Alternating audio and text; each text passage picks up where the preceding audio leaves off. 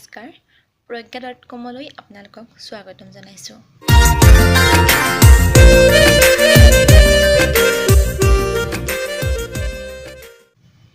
কিবা এটা লিখিব মন যায়, দুই এটা লিখোঁ যদিও কেতিয়াও সন্তুষ্ট হ'ব নোৱাৰোঁ। পৃথিৱীখনত মই ধূলিকণা হ'লেও সাহিত্যৰ জৰিয়তে কিবা এটা এৰি থৈ যোৱাৰ হেঁপাহ আছে মোৰ। হয়, এয়া মোৰ কথা নহয়, এয়া আজি আমাৰ অনুগল্পৰ লেখক 21 বছৰীয়া ছাত্ৰ কল্যাণ কংকনৰ মনৰ কথা। নতুন প্ৰজন্মৰ সাহিত্যৰ প্ৰতি এনে ৰাপ দেখি আমি খুবেই সন্তুষ্ট। কল্যাণ কংকনৰ আমি আজি অনুগল্প শুনিম, লগতে দীপামণি কামানৰ কবিতা পাঠ শুনিম। দীপামণি কামান ডিব্ৰুগড়ৰ সাহিত্যৰ ক্ষেত্ৰত তেখেতৰ অত্যন্ত ৰাপ, বৰ্তমান DLEDৰ শিক্ষাৰ্থী। আহকচোন আমি কল্যাণ কংকনৰ অনুগল্প আৰু দীপামণি কামানৰ কবিতাৰ সোৱাদ লওঁ।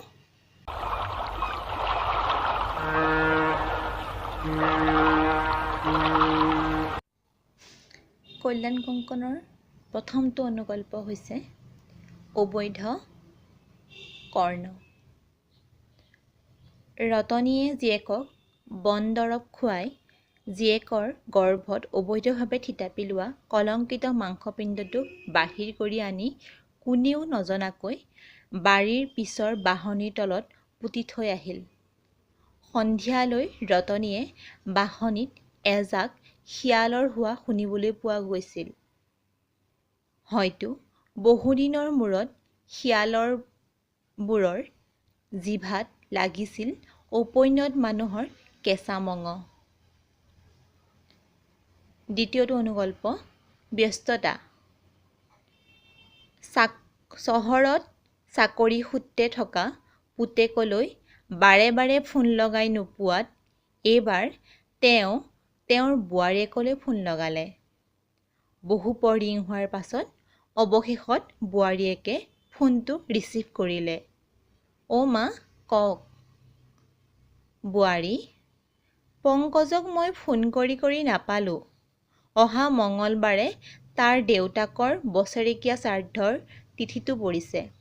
গতিকে তোমালোক দেওবাৰে ইয়ালৈ আহি যাবা। পংকজক কথাটো ক'বা।"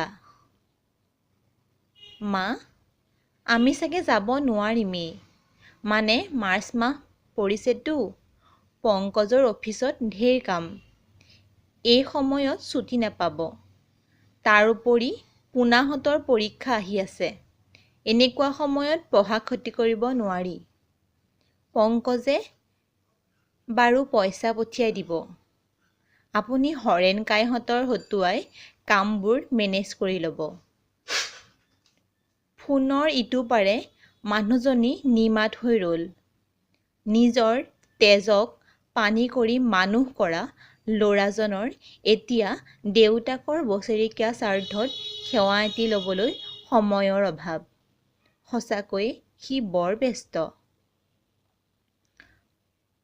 তৃতীয়টো অনুগল্প চৰুগেচি, ভেৰোনিয়া বা গৰ্ভদান।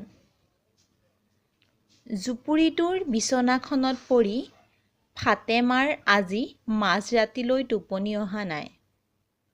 ভেৰোনিয়া মাতৃত্ৰ। সন্তানটো অনুব্বৰ দম্পতীহালৰ হাতত তুলি দি আজি তাই উচুপি উঠিছে। নিজৰ তেজ মঙহৰ নহ'লেও কেঁচুৱাটো তাই 9 মাহ তাইৰ ভাড়াতীয় গৰ্ভত পালিছে। এতিয়া কেনেকৈ পাহৰিব পাৰে তাইৰ দৰিদ্ৰতাৰ ভেৰোনিয়া মাতৃত্ব। চতুৰ্থটো অনুগল্প বহুগামিতা। গিৰিয়েকৰ বহুগামী চৰিত্ৰটোৰ কথা জানিও তাই নীৰৱে ৰয়। তাই ভাবে, লাগিলে দুখবোৰ চেপি ৰাখোঁতে তাইৰ হৃদয়খনেই চিৰাচিৰ হৈ যাওক। তথাপিও সৰু ল'ৰা-ছোৱালী দুটাৰ সৈতে সিহঁতৰ সপোনৰ ঘৰখন কেতিয়াও থান-বান নহওক।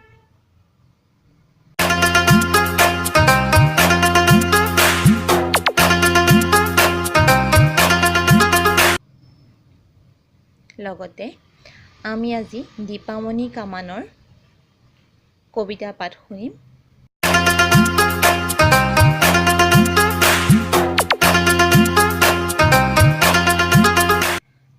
মনলৈ উভতি আহে ল'ৰালি,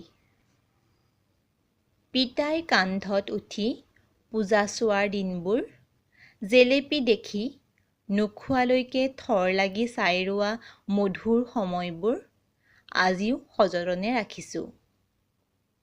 আইৰ হাতত ধৰি পানী বেলুন এটা খেলি খেলি উজুতি খাই পৰি এৱা ভাঙি নাকৰ পৰা তেজ ওলোৱা সকলোবোৰ স্মৃতিয়ে আমনি কৰে মোক। ঘৰমুৱা আই আৰু পিতাইৰ দেৱীৰ মহিমা বৰ্ণনা কৰি অন্ত নাই। টোপনিৰ পৰাও কঠিও কাণ পাতি শুনো। ল'ৰালিৰ ধেমালিবোৰত এতিয়াও ওলমি থাকে চিনাকি চিনাকি এটি গোন্ধ। এই গোন্ধ নাকত লাগিলেই মনলৈ উভতি আহে ল'ৰালি।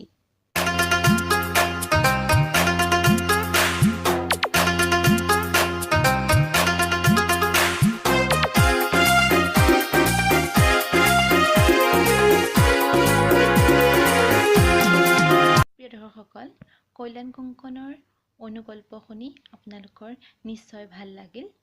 লগতে দীপামণি কামানৰ কবিতাই আমাক পূজাৰ ল'ৰালি কাললৈ মনত পেলাই দিলে। আপোনালোকৰো নিশ্চয় ভাল লাগিল।